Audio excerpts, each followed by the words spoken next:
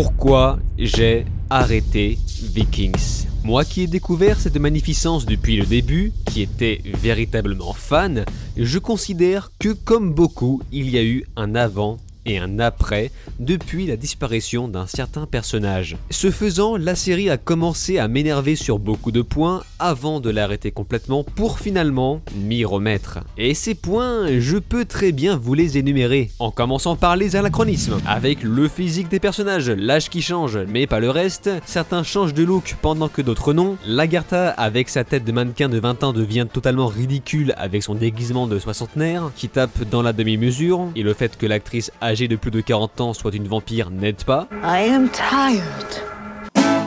L'armée des Barbie Vikings, les hommes qui sortent d'une sèche de compète accompagnés d'une épilation, l'homosexualité socialement bien vue avec cette scène vide de sens, maladroite et mal jouée. She was not a she. What? You heard. Is that a problem for you? La coupe dégradée d'Edmund, le mec sort littéralement de chez le coiffeur, l'utilisation des langues complètement bordélique, ça parle anglais, scandinave, français ancien, russe et bien d'autres de manière complètement aléatoire pour accorder une langue unique le plus longtemps possible, même si j'entends bien que la volonté était d'étendre la série à un plus large public possible, quitte à amputer complètement l'immersion, l'accouchement allongé alors qu'à l'époque on accouchait accroupi puisqu'on n'avait pas accès aux médecins d'aujourd'hui, et encore je ne suis pas un expert mais je suis sûr qu'un historien pourrait développer 10 fois plus mes propos et les commentaires sont à votre disposition pour ça. Mais c'est sans compter les autres éléments qui m'ont vraiment énervé, comme par exemple les incohérences provoquées par les ellipses, avec un Rollo qui apprend le français d'une scène à l'autre.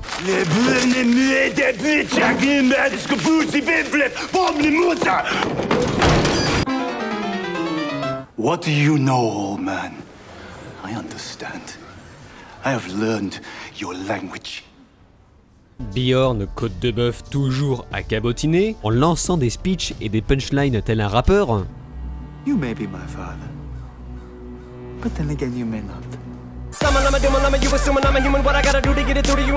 Ivar, le désossé et ses cuisses de titan censées être estropiées qui parvient pourtant à marcher en boitant alors que ses jambes sont censées être totalement inactives. Et surtout, ils n'ont pas l'air d'avoir bien compris le fonctionnement du Valhalla. Pour rappel, tu dois obligatoirement mourir sur un champ de bataille pour que seuls les plus valeureux guerriers morts au combat soient pêchés par les Valkyries.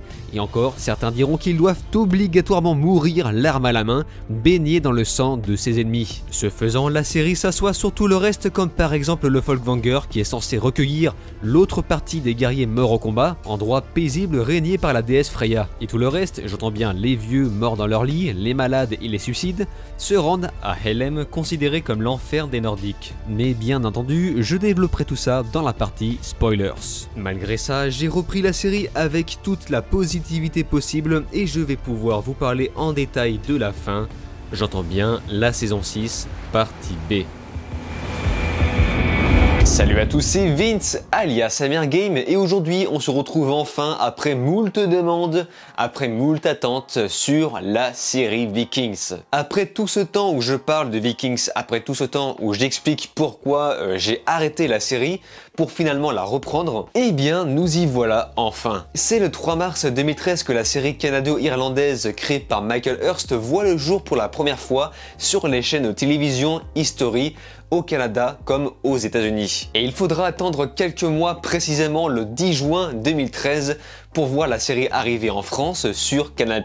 Et après tout ce temps, les 5 premières saisons arrivent le 1er février 2020 sur les plateformes Netflix ainsi qu'Amazon Prime Video. Donc en attendant sagement la saison 6 complète sur ces mêmes plateformes, c'est Canal+ série qui aura le privilège de diffuser l'intégrale de la dernière partie de la saison 6 dont nous allons parler dans cette vidéo. Mais petit sommaire avant tout, je vais scinder la vidéo en deux avec une partie no spoil ainsi qu'une partie spoilers parce que évidemment je me doute bien que peu de gens ont déjà vu la dernière partie de la saison 6 qui n'est pas encore totalement accessible en France à part la plateforme Canal+ série, mais tant que ce n'est pas sur Netflix ainsi qu'Amazon Prime, beaucoup de gens vont passer à côté. C'en est où la saison 6 là? Tout d'abord, de quoi parle Vikings? Le tout débute en Scandinavie à la fin du 8e siècle. On va se concentrer sur un personnage en particulier, j'entends bien Ragnar Lodbrok, un jeune et ambitieux viking qui cherche à aller plus loin. Pour cela, il va commencer gentiment par explorer l'ouest par la mer, guidé par les dieux en compagnon de son valeureux guerrier Floki, en quête de gloire et de nouvelles terres. Et c'est à partir de ce pitch que la série va retracer des faits historiques sans fin. Donc, comme je l'ai précisé au début de ma vidéo, j'étais un très grand fan de la série Vikings, avant de la stopper à cause de beaucoup de choses qui m'ont saoulé. Je l'avais arrêté très exactement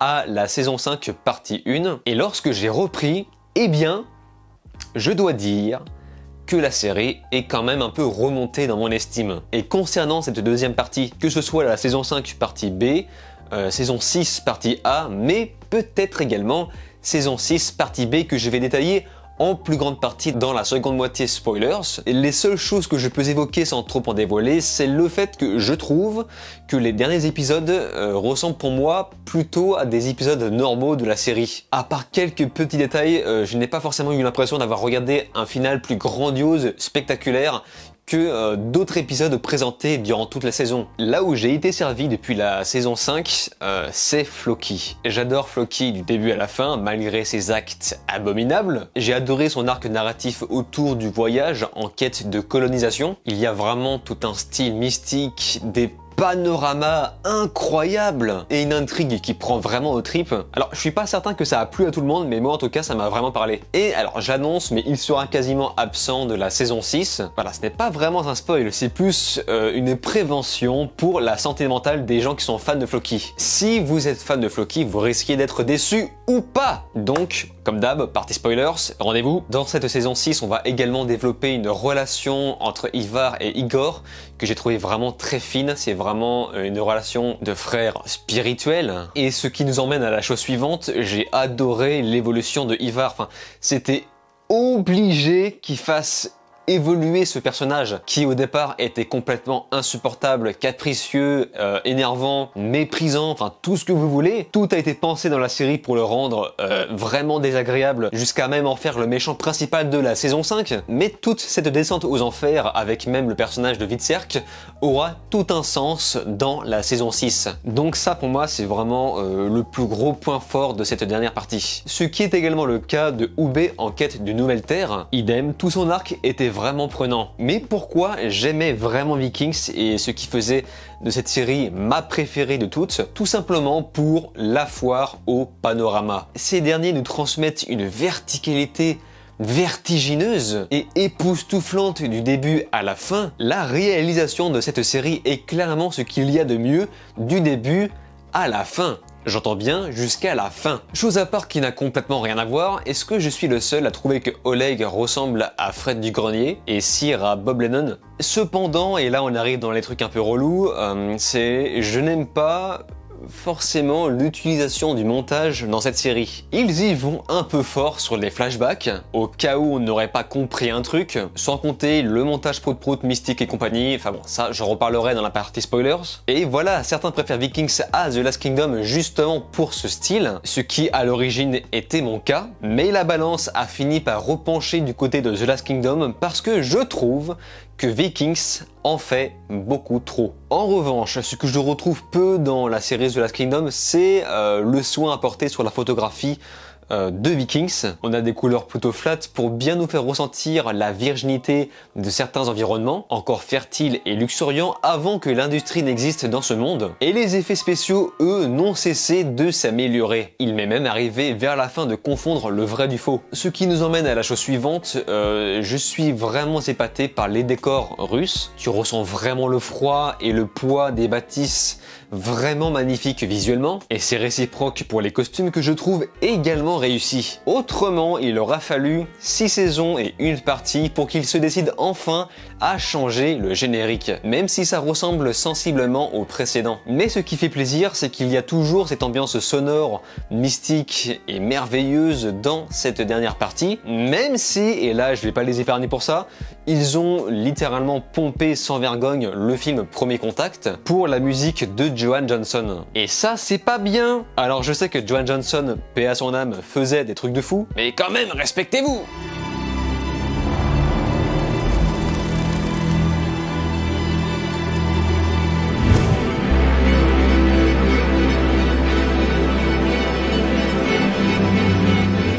Bref, on va pouvoir démarrer le plus gros morceau, évidemment la partie spoilers. Donc tous ceux qui s'en fichent d'être spoilés, vous êtes les bienvenus, mais les autres, vous êtes prévenus.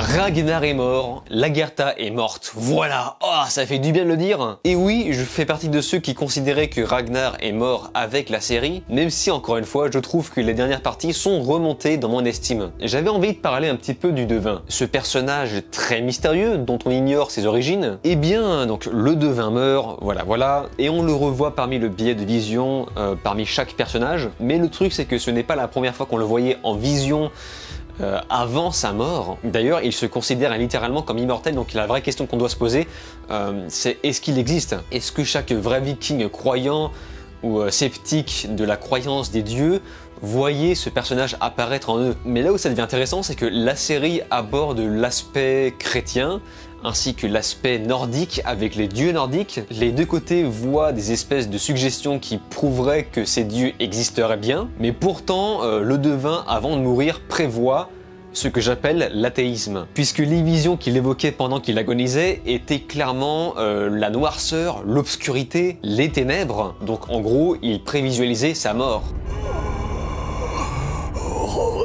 All things are dark. We shall all of us go into the dark.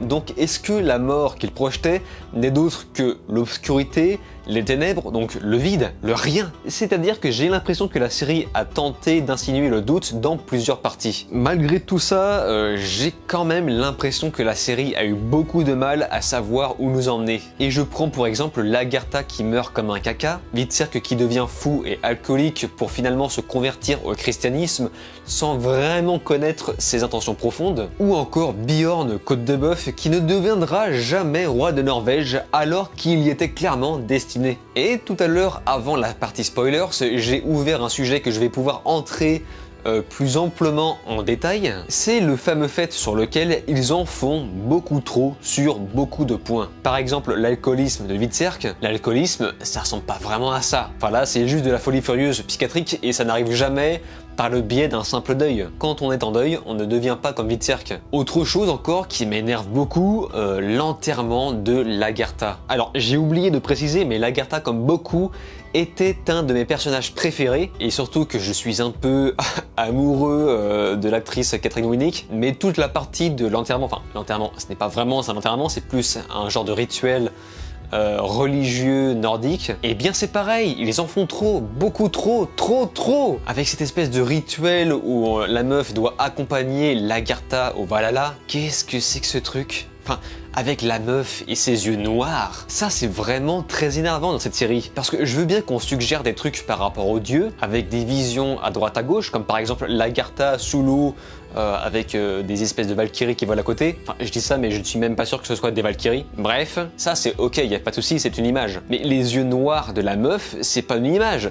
C'est censé être réel, donc ça m'énerve. Et ensuite, le roulage de pelle, le fait qu'il fasse l'amour, qu'est-ce que c'est que ça? Est-ce que les rituels vikings étaient vraiment comme ça? Alors par contre, c'est possible que je me trompe. Si le roulage de pelle, le fait que la meuf se mette à poil et fasse l'amour avec un mec, s'il y a des gens qui sont calés sur le sujet pour me prouver que c'était réel, eh bien évidemment j'ai mon excuse, mais cela n'empêche que putain, la prétention avec laquelle c'est montré, c'est insupportable. La meuf avec ses yeux noirs qui surjouent, mais comme jamais, enfin ils en font vraiment des caisses et pas qu'un peu. Et là je vais redétailler un sujet que j'ai ouvert en début de vidéo, le Valhalla. Bon, j'ai fini par arrêter de compter le nombre de fois où je me suis facepalm de la série, mais il y a trop de moments dans la série où les Vikings pensent que s'ils meurent, ils vont au Valhalla. Non, ce n'est pas comme ça que ça se passe. Et je pense par exemple à Gunhild qui se suicide en disant qu'elle va rejoindre Bjorn. I go now to join Bjorn in Valhalla. Non, je ne crois pas, non.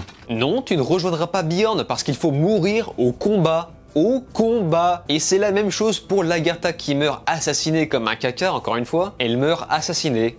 Alors ok, elle a combattu juste avant, mais elle meurt assassinée par le fils de Ragnar, donc Hvitserk. Elle ne meurt absolument pas sur un champ de bataille avec l'arme à la main baignée dans le sang de ses ennemis. D'ailleurs, le coup de mourir avec l'arme à la main, j'ai l'impression qu'il n'y a que la série The Last Kingdom qui respecte vraiment ça. Même si là encore ce n'est pas très grave parce que ça change un peu selon les récits. Donc Lagertha n'ira pas au Valhalla. Elle ira à Helheim, donc les enfers nordiques où les vieux, les malades, les gens assassinés, où les suicides se retrouvent. Tout comme Gunhild. Voilà. Ah, c'était énervant là, sans déconner. Mais surtout, la série met beaucoup en avant le Valhalla en mettant complètement de côté le Folkvanger qui est quand même censé être un paradis tout à fait honnête. C'est tout à fait honorable de mourir et d'aller là-bas. Or dans Vikings, c'est vraiment le Valhalla ou rien. Donc voilà, même moi qui ne suis pas forcément très calé sur le sujet, ce genre de détails m'énerve un peu. Et alors là, je suis désolé, je vais devoir remettre une couche sur le mysticisme que je trouve trop fort à mon goût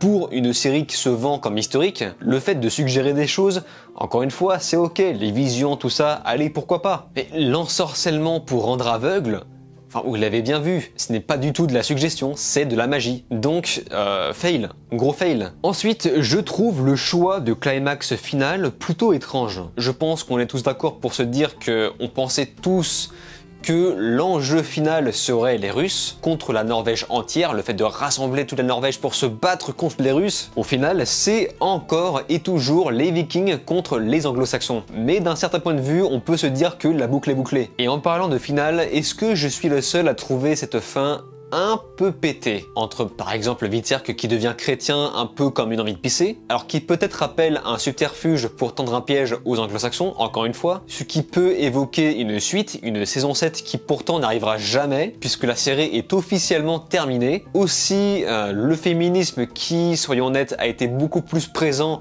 dans cette série que dans la réalité. Les quelques femmes qui se battaient à l'époque déjà ne ressemblaient pas à des putains de mannequins. Mais aussi, est-ce que c'était vraiment nécessaire de finir la série sur deux nanas insupportable et inintéressante sur le trône de la Norvège? Alors j'imagine que c'est là en référence à un dialogue où on nous explique que pour avoir des privilèges, il faut absolument se battre. Et que si tu ne veux pas te battre, eh bien tu auras une vie banale, sauf si tu as la chance d'être une femme bien foutue et de proposer par la suite ton corps. Si c'est vraiment le cas, ce message de fin est vraiment étrange. Voilà, donc en ce qui me concerne, message ou pas, fidèle ou non, je n'ai pas aimé cette fin. Enfin, je n'ai pas aimé cette fin, je n'ai pas aimé cette fin en particulier. Parce que, et là on arrive au point fort de certaines conclusions, j'ai vraiment aimé la conclusion de Bjorn Côte de Bœuf.